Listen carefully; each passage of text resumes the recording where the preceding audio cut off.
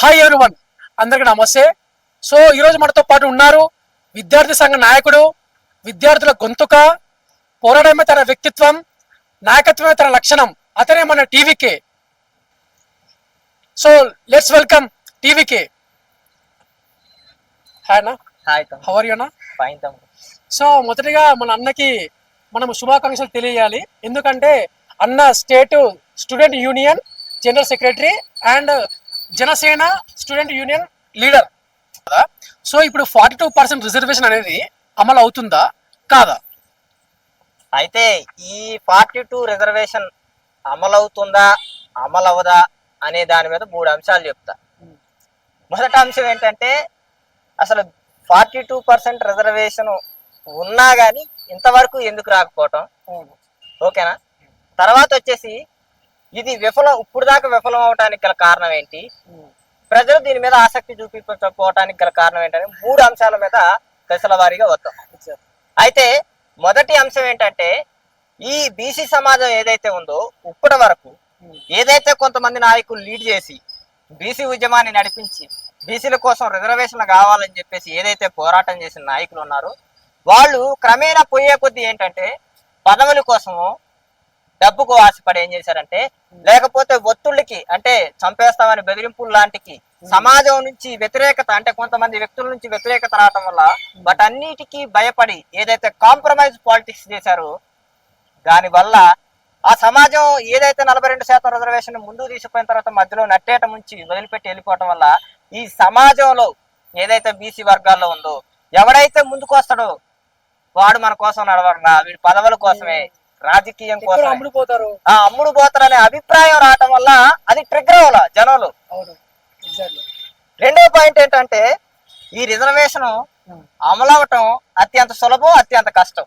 ఎట్లా అంటే అత్యంత కష్టం ఎట్లనే ఎందుకు అంటున్నంటే ఏదైతే రాజకీయ నాయకులు దీనికి ఏదైతే ఇప్పుడు రాజకీయంగా ఇది ట్రిగరింగ్ పాయింట్ వచ్చిందో ఇప్పుడు నడిపించే నాయకులు వాళ్ళ చిత్తశుద్ధిని నిరూపించుకోవాలి.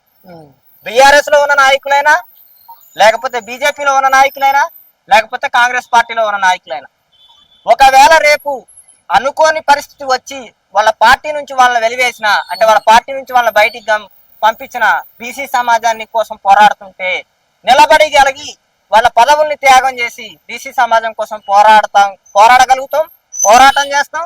ఏదైతే బీసీ రిజర్వేషన్లు వచ్చే వరకు మేము కట్టుబడి నిలబడి ఉంటామని ప్రజలకు స్పష్టత వస్తే అత్యంత సులభం అయిపోయింది. ఆ అభిప్రాయం రానంత వరకు ప్రజల్లో ఏదైతే ఈ గందరగోళ పరిస్థితి లేనంత వరకు ఈ రిజర్వేషన్ అమలు కావటం చాలా కష్టం. రెండో విషయం ఏం చెప్తున్నంటే బీసీ సమాజం దీన్ని ఓన్ చేసుకోకపోవటానికి ఇంకో కారణం ఉంది. బీసీ సమాజానికి బీసీ సమాజం గురించి ఉన్న చరిత్ర తెలియదు. బీసీ సమాజానికి అన్యాయమైన పరిస్థితి. అవును, కరెక్ట్. భావజాల వ్యాప్తి లేదు. మన జాతిలో ఎవరెవరు పోరాడు, ఒక చాకలి ఐలమ్మ పోరాటం ఏంటి, ఒక సర్వాయి పాపన్న గౌడ్ పోరాటం ఏంటి, మొన్న జయంతి అయింది. ఇట్లాంటి గొప్ప గొప్ప వీరులు ఏది గోల్కొండ కొల్ల అనే కోటను చుట్టుముట్టిన సర్వాయి పాపన్న గౌడ్ చరిత్ర ఇంకా తెలియదు చాలా మందికి. ఈ అంశాలు ఏదైతే ఈ భావజాల వ్యాప్తిలో వెనకబడ్డాం మన సమాజంలో ఇక్కడ ఏం జరుగుతుందంటే కులాల మధ్య ఇప్పుడు బీసీ సమాజంలో ఏంటంటే అనేక కులాల జాగృతి. మిగిలిన కులాల్లో ఏంటంటే ఒక కమ్యూనిటీ పెద్దదుండి దానికి ఉప కులాలు ఉంటాయి. కానీ బీసీ సమాజాలు అట్ట కాదు. బీసీఏలో గానీ, బీసీబీలో గానీ, బీసీసీలో చాలా పెద్దగా ఉంటాయి, బీసీడీలో గానీ ఇట్లా రకరకాల కమ్యూనిటీలు, రకరకాల సంస్కృతులు ఉంటాయి, రకరకాల భావజాలాలు ఉంటాయి. ఇప్పుడు రజక కమ్యూనిటీకి చాకలి కులానికి ఒక భావజాలం ఉంటది, ఒక వ్యాప్తి ఉంటది. కుమ్మరి కులానికి ఒక భావజాలం ఉంటది, వాళ్ళకు సంస్కృతి ఉంటది, వాళ్ళకు పండగలు ఉంటాయి. తర్వాత యాదవ్ కమ్యూనిటీకి ఒక సంస్కృతి ఉంటది, ఒక పండగలు ఉంటాయి. వీటన్నిటిని ఇప్పుడు వచ్చేసరికి నాయకులు అనేటోళ్ళు ఎక్కడ ఫెయిల్ అయ్యారంటే ఫస్ట్ నేను చెప్పేది ఏంటంటే ఈ థ్రెడ్ ఒకదాన్ని ఒకటే ఇది అనేది లింకప్ అయి ఉండే లేయరు చాలా సన్నటి లేయరు.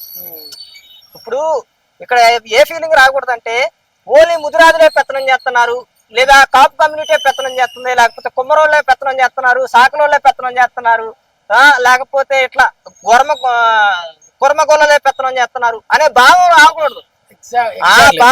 ఈ భావజాల వ్యాప్తిలో వెనకబడటం వల్ల ఈ సమాజం ఇంకా వెనకబడిపోవటానికి గల కారణం, ఇంకా దారుణమైన అంశం ఏంటంటే ఇటీవల జస్టిస్ రోహిణి కమిషన్ తీర్పిచ్చింది. 983 కులాలు స్వాతంత్రానికి ముందు స్వాతంత్రానికి తర్వాత రిజర్వేషన్ పొందలేదంట బీసీ కులాల్లో. మీరు నమ్ముతారా? అవునా? కేంద్ర ప్రభుత్వం 2017లో జస్టిస్ రోహిణి కమిషన్ వేసింది. 900 కులాల 983 కులాలు ఇప్పుడు వరకు 0% రిజర్వేషన్ పొందలేదు. అసలు 1% రిజర్వేషన్ కూడా పొందల. ఈ పాప ఎవరిది? ఈ నేరం ఎవరిది? ముమ్మడికి ఇది రాజకీయం అనుకుంటున్నాను.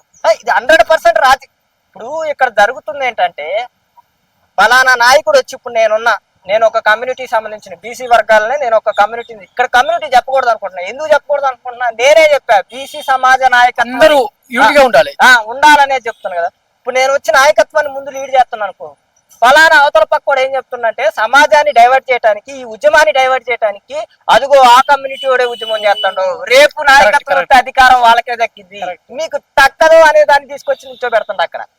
సో అందుకే ఈ బీసీ అనేది బలంగా పోలేకపోతుంది, ముందుకు పోలేకపోతుంది. మూడో అంశం, ఇప్పుడు ఒక సర్వాయి పాపన్న గౌడ్ జరుగుతుంది అనుకో, ఓన్లీ గౌడ్ సమాజమే చేస్తుంది దాన్ని. Exactly correct. చాకలి ఐలమ్మ జరుగుతుంది అనుకో, చాకలి సమాజమే చేస్తుంది. అది నీ వర్గాలకు సంబంధించింది, నీ బిడ్డలకు సంబంధించింది, బీసీ వర్గాలకు సంబంధించింది. మన బడుగు బలహీన వర్గాల నుంచి ఒకళ్ళు పోరాటం చేశారంటే, మన జాతి వారసత్వాన్ని వాళ్ళు కాపాడారు. ఆ రోజు వాళ్ళని కొనసాగించాల్సిన హక్కు, దాని మీద ఉన్న బాధ్యత మన అందరిది. ఇదంతా బహుజనులు అనే నా కాన్సెప్ట్ ఏంటంటే, బీసీ అనే ఐడియాలజీ రావాలి, ఇండివిజువల్ ఐడియాలజీ రాకూడదు. ఇక్కడ జరుగుతుంది ఏంటంటే, విభజించు పాలించా బ్రిటిష్ వాడి పరిపాలన ఇంకా పోలా మనకి. అర్థమవుతుందా? మరి నేను ఎందుకని ఇంత సీరియస్ గా చెప్తున్నా అంటే, ఈ దేశంలో, ఈ రాష్ట్రంలో ఏదైతే ఈ రాజ్యాంగానికి లేకపోతే ఈ ప్రజాస్వామ్యానికి వెన్నుముకగా నిలిచింది మేము. ఇంకో మాట డైర్ గా చెప్తున్నా, ఈ సమాజంలో ఎస్సీలకు బాగుపడ్డారు, వాళ్ళ రిజర్వేషన్ లో ఎస్సీలో పుట్టి, ఎస్టీలో పుట్టి వాళ్ళు బాగుపడ్డారు, ఓసీలో పుట్టి వాళ్ళు బాగుపడ్డారు. వాళ్ళు బాగుపడ్డందుకు నేను ఈర్షపడట్లా. ఆ సమాజంలో మైనార్టీలో వర్గాల్లో కూడా పుట్టి బాగుపడ్డారు, కానీ నా బీసీ సమాజంలో పుట్టి బాగుపడలా. ఇప్పుడు బీసీలో ఉన్న వాళ్ళకి చాలా మంది చదువుకున్న మేధావులకి ఏమైనా ఫీలింగ్ వస్తుంది తెలుసా? పోయి ఎస్టీలో పుట్టినా బాగుండు, ఎస్టీలో పుట్టినా బాగుండు, లేకపోతే మైనార్టీలో పుట్టినా బాగుండు, ఓసీలో పుట్టినా బాగుండు, కానీ ఒక బీసీలో పుట్టకూడదు ఆయన అనుకునే సిచ్యువేషన్కి వచ్చేసింది చదువుకున్న మేధావి వర్గంలో. సో మనకి ఇప్పుడు బీసీలో కూడా రిజర్వేషన్ ఉంది కదా. బీసీ ఏ రిజర్వేషన్, ఆ రిజర్వేషన్ గురించి మీకు ఒక ఒక ఒక విధానం చెప్తా. అయితే మీరు మంచి టాపిక్ అడిగారు, సబ్జెక్ట్ అడిగారు. ఇది ఒక 5 నిమిషాల టాపిక్ పోతుంది. ఎట్లంటే 1953లో ఆనాడు కాకా కలెక్టర్ కమిషన్ వేశాడు. అయితే దీనికి ముందు ఏంటంటే 1930 సంథింగ్ ఆ టైంలో బ్రిటిష్ కమ్యూనిటీలో ఆ టైంలో వాళ్ళు కొంత లెక్కేసి 2 కోట్ల పైగా ఎంత వచ్చారో చెప్పారు. తర్వాత స్వాతంత్రం వచ్చిన తర్వాత 1953లో కాకా కలెక్టర్ కమిషన్ వేశారు. ఆ కమిషన్ చెప్పిన రిపోర్ట్ ఏంటో తెలుసా? సోషల్ ఎకనామిక్ బ్యాక్వర్డ్ క్లాసెస్ గా చూడొద్దు రిజర్వేషన్ ని, అంటే ఆర్థిక వెనకబాటుతనాన్ని చూసి రిజర్వేషన్ ఇవ్వద్దు. సోషల్ అంటే సమాజంలో ఉన్న వెనకబాటుతనాన్ని చూసి కలెక్టర్ కమిషన్ ఆనాటి నెహ్రూ గారికి రిపోర్ట్ ఇచ్చింది. అప్పుడే ఏం చెప్పింది తెలుసా? ఆ రోజుల్లోనే 1953లోనే 15% రిజర్వేషన్ వృత్తి ఉద్యోగాల్లో ఈ బీసీ సమాజానికి కేటాయించాలని చెప్పింది. కానీ ఆనాటి జవహర్లాల్ నెహ్రూ గారు ఏదైతే ప్రధానమంత్రిగా ఉన్నారో, ఆయన పెడచవని పెట్టి కులాల ఆధారితంగా మేము రిజర్వేషన్ ని ఇవ్వము అని ఆయన చేసిన మొట్టమొదటి పాపానికి ఈ రిజర్వేషన్ అమలుగా. మళ్ళీ తర్వాత మండల కమిషన్ వేశారు 17 ఇంచుమించుగా ఆ టైంలో వేసిన తర్వాత అది 90లో, మళ్ళీ అది 70లో ఎత్తు 90లో, 20 సంవత్సరాల తర్వాత మళ్ళీ రిపోర్ట్. అది ఇప్పుడు బీసీలకి 27% రిజర్వేషన్ ఉంది కదా. సో అది అంటే విద్యాపరంగా అమలవుతుంది, కానీ అది రాజకీయ పరంగా అమలు అవుతుంది. దాని గురించే చెప్తున్నా, దాని గురించి ఇందులో టాపిక్ నడుచుకొస్తుంది. మళ్ళీ మండల కమిషన్ వేశారు. మండల కమిషన్ వేసిన తర్వాత ఏం చేశారంటే, ఎస్టిమేషన్ ఇవన్నీ ఇప్పుడు 100లో 20% వీళ్ళు ఉన్నారు, 40% వాళ్ళు ఉన్నారు, 30% మిగిలిన ఉన్నారు. ఈ మొత్తం తీసేస్తే మిగిలిన వాళ్ళు ఎంతమంది ఉన్నారో వాళ్ళు బీసీలని కేటాయించారు. అసలు నాకు ఈ లాజిక్ అర్థం కాల. నీ జనాభా నువ్వు 100కి ఈక్వల్ చేస్తే పర్సెంటేజ్ తీసేటప్పుడు నీ జనాభా ఎంత ఉందో నువ్వు తీసుకొని చెయ్యాలి లెక్క. మిగిలిన వాళ్ళు ఎంతున్నారు, వాళ్ళు ఎంతున్నారు, వాళ్ళు బాగా మిగిలింది నువ్వు అంటే అసలు నీ జనాభానే లెక్క లేనప్పుడు నువ్వు పర్సెంటేజ్ ఎట్లా క్యాలిక్యులేట్ చేస్తావు? చేయలేవు కదా.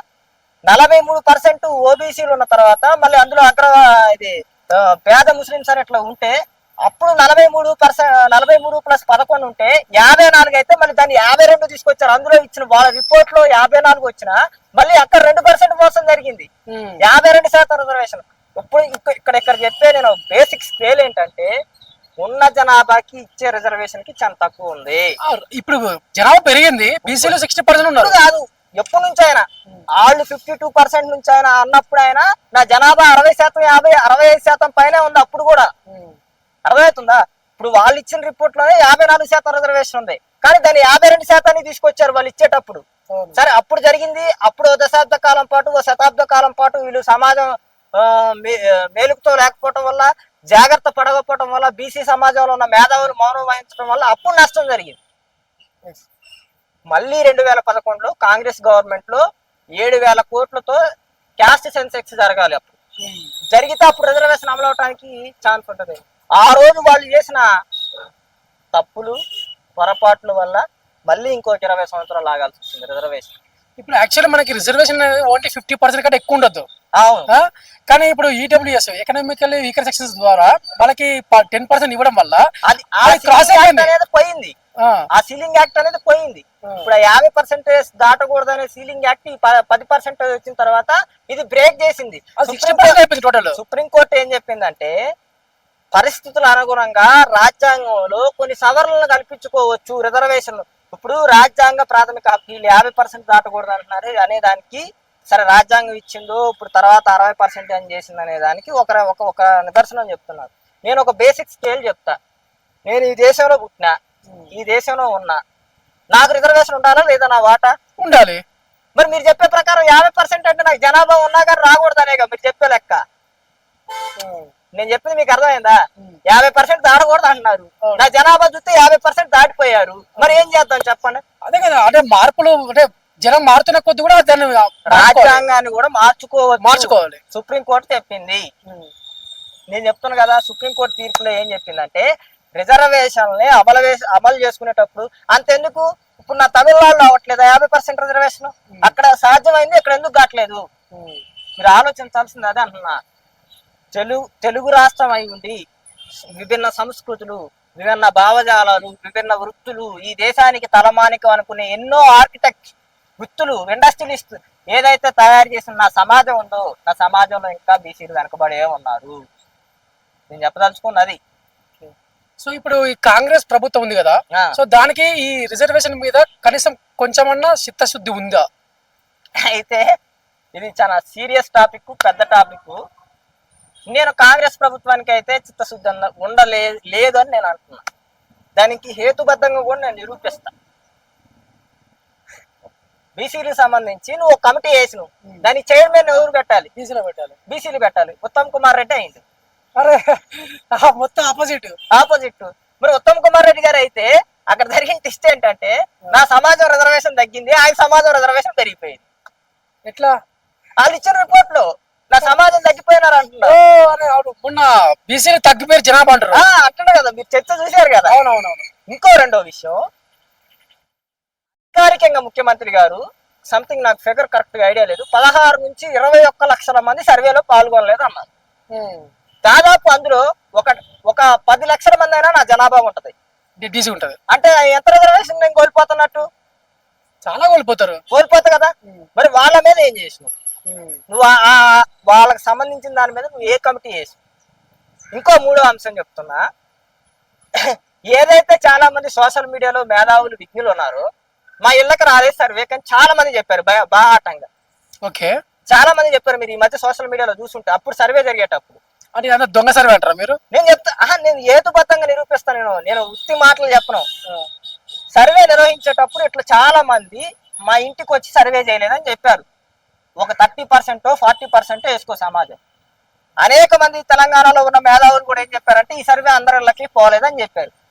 చెప్పినప్పుడు రాష్ట్ర ముఖ్యమంత్రిగా నువ్వు బాధ్యత వహిస్తున్నప్పుడు నువ్వు కూర్చొని, సరే నువ్వు నీ పరిధి కాకపోయినా నువ్వు పెద్ద, నేను దార్కాన్గిరి అనుకుంటున్నావు కదా, నువ్వు ఎవడైతే చైర్మన్ నియమించినావు కదా, వారైనా కూర్చొని సారీ వారైనా కూర్చొని, ఏదైతే ఉత్తమ్ కుమార్ రెడ్డి గారు కూర్చొని ఏదైతే సోషల్ మీడియాలో వస్తున్న విషయాలు అది తప్పుడు సమాచారం, లేదా వాళ్ళని అరెస్ట్ చేయటం, చర్యలు తీసుకోవటం, అనేదైనా చేసినవాను చేయలేదు. మరి చేయలేదంటే అది వాస్తవమైన విషయమే కదా. అవును, మరి అది తప్పుడు సర్వేనా కాదా? తప్పుడు సర్వే అండి. మరి ఇన్ని హేతుబద్ధత కనపడుతుంది కదా. అర్థమవుతుందా? అర్థమైంది. కాంగ్రెస్ సమాజం ఇంకా మళ్ళీ ఇంకా దీని కంటిన్యూషన్ ఏం చెప్తుందంటే, కాంగ్రెస్ పార్టీ అనేది బీసీలు ఇప్పటికి 3 సార్లు మోసం చేసింది. ఎప్పుడు? ఇప్పటికి 3 సార్లు మోసం చేసింది. మొన్న బీసీ 42% రిజర్వేషన్ అనే దాని కానుంచి 3 సార్లు మోసం చేసింది. ఎట్లా నన్ను చెప్పమంటారా? చెప్పండి. 1953లో కాకా కలెక్టర్ కమిషన్ వేసింది. కమిషన్ వేసి జవహర్లాల్ నెహ్రూకి ఏం చెప్పింది రిపోర్టు? 15% రిజర్వేషన్ వెనకబాటుతనాన్ని చూసి రిజర్వేషన్ నువ్వు ఆర్థిక పరంగా చూసి ఇవ్వద్దు జవహర్లాల్ నెహ్రూ గారు అని చెప్పింది. జవహర్లాల్ నెహ్రూ గారి చేతిలో ఆ రోజు రాష్ట్ర ప్రధానిగా ఉన్న దేశ ప్రధానిగా ఉన్న ఆయన చేతిలో స్పష్టంగా ఈ అంశం చేసే శక్తి ఉంది. నేను రిజర్వేషన్ల పరంగా ఇది క్యాస్ట్ పరంగా రిజర్వేషన్లు ఉందని చెప్పి ఆనాడు జవహర్లాల్ నెహ్రూ దాన్ని తిరస్కరించడం జరిగింది. నేను అడుగుతున్నా ఇదే సమాజాన్ని, నీకు పలానా స్కూల్లో సర్టిఫికేట్ కావాలంటే క్యాస్ట్ కావాలి, పలానా గొర్రెలు కావాలంటే యాదవుల కమ్యూనిటీ అని నువ్వు ఇస్తున్నావు, తర్వాత కళ్ళు గీసే గీత కార్మికులు కమ్యూనిటీ అని చూసిస్తున్నావు. రిజర్వేషన్ నీకు ఫీజు రియంబర్స్మెంట్ రావాలంటే ఎస్సీకి ఇంత, బీసీకి ఇంత, మైనార్టీలకి ఇంత అని ఇస్తున్నావు. ఇన్ని వీటిలో నీకు క్యాస్ట్ పనికి వచ్చినప్పుడు ఏదైతే నువ్వు షాదీ ముబారక్ అనేది ఇచ్చేదో చూసినవా, పెళ్లి కానుక ఏదైతే ఉందో కళ్యాణ్ లక్ష్మి అని చెప్తున్నారు, దానికి ఎస్సీలకి ఎంత, ఎస్టీలకి ఎంత, బీసీలకి ఎంత, మైనార్టీలకి ఎంత అని ఇన్ని విషయాల్లో క్యాస్ట్ ఉపయోగించేటప్పుడు ఒక క్యాస్ట్ రిజర్వేషన్ లో మాత్రం నా సమాజానికి అన్యాయం చేయడానికి నువ్వు క్యాస్ట్ రిజర్వేషన్ పనికిరాదని ఎట్లా చెప్పగలుగుతారు? సో ఈ రిజర్వేషన్ ఇంకా చెప్తానండి, రెండోసారి మోసం చేసింది ఎప్పుడంటే ఆనాడు ఆయన పక్కన పెట్టడం వల్ల అప్పు నష్టం జరిగింది బీసీ సమాజానికి. మళ్ళీ 2011లో ఏదైతే 7,000 కోట్లు ఖర్చు పెట్టి ఆ సర్వేని పెద్దగా బాగా హంగామాతో చేసిన ఆనాటి కాంగ్రెస్ ప్రభుత్వం, ఆనాడే గనక సర్వే కరెక్ట్ గా చేసుకుంటే ఈ పాటికి నా బీసీ సమాజం లెక్కలు బయటకు వచ్చాయి. ఆనాడు తప్పులు తరకలుగా చేసి ఆ 7,000 కోట్లను అవినీతిగా వాడుకోవటం వల్లే ఈనాడు నా సమాజం రిజర్వేషన్ కు దూరం అయిపోయింది. మళ్ళీ తర్వాత మూడోసారి రేవంత్ రెడ్డి గారి ప్రభుత్వం వచ్చే ముందు ఏం చెప్పారు? కామారెడ్డి డిక్లరేషన్ లో 42% రిజర్వేషన్ మేము అమలు చేస్తున్నాం అని చెప్పారా లేదా? సరే 42 అని ఫిగర్ చెప్పకపోవచ్చు. బీసీ డిక్లరేషన్ ఏం చెప్పారు? రిజర్వేషన్ మేము బీసీల కోసం అమలు చేస్తామని చెప్పారు. ఆ రోజు రేవంత్ రెడ్డి గారు అధికారంలోకి వచ్చే ముందు మేము కేంద్ర ప్రభుత్వంలో అధికారంలోకి వస్తేనే చేస్తాం, బీజేపీ ప్రభుత్వం ఉంటే మేము చేయలేమని చెప్పారా? సో ఇది రాజకీయ విన్యాసం కోసం వికృతంగా ఆడుతున్న క్రీడ తప్ప ఇంకో అంశం చెప్తున్నా నేను ఇక్కడ స్పష్టం చేస్తుంది ఏంటంటే, ఈ 2000 ఏదైతే రాష్ట్ర ప్రభుత్వం ఏర్పడిందో, రాష్ట్ర కాంగ్రెస్ ప్రభుత్వం ఏర్పడిన తర్వాత ఇప్పుడు ఏదైతే రిజర్వేషన్ వచ్చినాయో ఆర్టికల్ 246 D1 D6 T6 ద్వారా స్టేట్ అంటే ఏదైతే రాష్ట్ర ప్రభుత్వం ఉందో రాష్ట్ర ప్రభుత్వానికి రిజర్వేషన్లు పెంచుకునే హక్కు ఉంది అని చెప్పేసి క్లియర్ అయిన పొజిషన్స్ ఉన్నాయి. అర్థమైందా? కానీ అది మొత్తం లేదు కదా, అంటే అది ఓన్లీ ఇప్పుడు స్థానిక ఎలక్షన్స్ లోనే ఉపయోగపడుతుంది కదా. నేను అనేది ఏంటంటే నీ పరిధిలో ఉన్నది నువ్వు చెయ్యాలి. నేను అనేది ఏమంటున్నా, స్థానిక సంస్థల్లో రిజర్వేషన్లు పెట్టు, నీ చిత్తశుద్ధి అనేది ప్రజల ముందు బయటపడుతుంది. తర్వాత దాన్ని చట్టం చేయి, సుప్రీంకోర్టు పంపి, రాష్ట్రపతి పంపించిన వాళ్ళన్నిటినీ పంపి బీజేపీ మీద మేము ఒత్తిడి చేస్తాం. సో నేనేమంటానంటే, మరి పైన చేసని చెప్పారు కదా 42% రిజర్వేషన్ అమలు చేసని చెప్పారు, మరి పైన ఎందుకు పెండింగ్ లో పడ్డది? నేను ఎందుకు చెప్తాను అంటే, ఈయన ఏం చేసిందంటే దీన్ని ఆర్టికల్ 9 లో చేర్చాలని చెప్పేసి చెప్పిండు. ఈయన పెట్టిన దాంట్లో అది చేర్చాలని పెట్టిండు. ఈయన చేసిన దాంట్లో చాలా తప్పుడు తలకలుగా ఉన్నాయి. మతపరమైన రిజర్వేషన్లు కొన్ని చేర్చడం. అర్థమవుతుందా? ఈ రిజర్వేషన్లకు జరిగిన సర్వే హేతుబద్ధంగా లేదు, ప్రధాన అంశం హేతుబద్ధంగా లేదు. ఇప్పుడు ఏదైతే 42% రిజర్వేషన్, మీకు ఇంకొక కామెడీ చెప్తా. నేను ఇటీవల ముఖ్యమంత్రి గారిని కలిసింది, మీరు చూసే ఉంటారు కదా. అవునవును, కల్చర్. అక్కడ చర్చలో పాల్గొన్నాం. సరే బహిరంగంగా చెప్పకూడదు చర్చలో జరిగిన అంశాలు. ఆయన ఏమంటాడంటే, అంత పెద్ద రాజ్యాంగంలోనే 100 తప్పులు ఉన్నప్పుడు నా చిన్న సర్వేలో తప్పు ఉంటే ఏంటి అంటాడు. అరే అదే కరెక్ట్ కాదు, అది ఆయన ఒప్పుకుంటుండు బహిరంగంగా. మీరు నమ్ముతారో నమ్మరు, అంత పెద్ద రాజ్యాంగంలో 100 తప్పులు ఉన్నప్పుడు నా చిన్న సర్వేలో తప్పు ఉంటే ఏంటంటాడు. సరే ఇప్పుడు మీకు 42% రిజర్వేషన్ అయితే తర్వాత 50 ఈయన చేసిన దానికి కూడా రాజ్యాంగాన్ని బ్లేమ్ చేశారు. నేను చెప్పేది 42% రిజర్వేషన్ ఒకవేళ ఇప్పుడు తప్పు అయితే ఫస్ట్ బేస్ 42% తీసుకోండి, తర్వాత మీరు పెంచుకొని కొట్లాడండి. ఆయన ఏమంటారు సార్, ఫస్ట్ పునాది వేసుకోండి, తర్వాత ఫ్లోర్లు కట్టుకుంది కానీ అంటాం. ఇప్పుడు నీ పునాదిలోనే తప్పు ఉందనుకో, నీ ఇల్లు కట్టే వాస్తు సిద్ధాంతంలోనే తప్పు ఉందనుకో, తర్వాత ఎన్ని ఫ్లోర్లు ఎక్కితే ఏం ఉపయోగం? ఒక ముఖ్యమంత్రి ఇచ్చిన స్టేట్మెంట్ అది, మీరు నమ్మకపోవచ్చు, ఎందుకంటే పర్సనల్ 4 గోడల మధ్య జరిగింది కాబట్టి. దానికి ఇచ్చిన రెఫరెన్స్ రాజ్యాంగాన్ని ఇస్తాను ఆయన రెఫరెన్స్. అది కరెక్ట్ గా ఒక ముఖ్యమంత్రి స్థాయి హోదాలో కూర్చొని ఎంత దుర్మార్గమైన అంశం. ఇప్పుడు మళ్ళీ రాజ్యాంగాన్ని బ్లేమ్ చేయడం అది ఆహా, ఇప్పుడు మీరు చెప్తారా, ఇప్పుడు మీరు నమ్ముతారా కాంగ్రెస్ పార్టీ చిత్తశుద్ధి ఉందా బీసీల రిజర్వేషన్ మీద? సో మరి ఏ విధంగా మరి దీన్ని ముందుకు తీసుకెళ్ళాలనుకుంటారు మీరు? ఇప్పుడున్న అంశంలో ఏదైతే ఉందో మేము ప్రజా ఉద్యమాలు చేయదలుచుకున్నాం. ఏదైతే కాంగ్రెస్ పార్టీ ఏదైతే రిజర్వేషన్ ఇవ్వలేదు, ఏదైతే బీసీలను మోసం చేసిందో దాన్ని ఊరు ఊరు తిప్పుతాం, వాడ తిప్పుతాం. ఏదైతే కాంగ్రెస్ అభ్యర్థిని గెలవనీయకుండా ఏదైతే కాంగ్రెస్ పార్టీ అభ్యర్థి పెడతారో వాళ్ళని గెలవనీయకుండా చేస్తాం మేము. మా బీసీ సమాజం ఓటంతా మా కోసం ఎవరైతే పాటుపడుతున్నారో వాళ్ళ కోసం కష్టపడతాం, ప్రత్యేక ఉద్యమాన్ని నడుపుతాం, ప్రజాస్వామిక యుతంగా కొట్లాడతాం, మా భావజాలాన్ని ముందు తీసుకుపోతాం. అయితే ఇక్కడ ఇంకొక అంశం ఏంటంటే, రాష్ట్ర ముఖ్యమంత్రి గారు ఎందుకు ఇది నవ్వుతూ చెప్తున్నా అంటే, ఆయన చేసే జోకులు అట్లున్నాయి. ఢిల్లీలో ఆయన ఏం చెప్తున్నారంటే, Rahul ji this is rare model అంటారు. నేను చెప్తున్నా అది రేర్ మోడల్ కాదు, రాంగ్ మోడల్.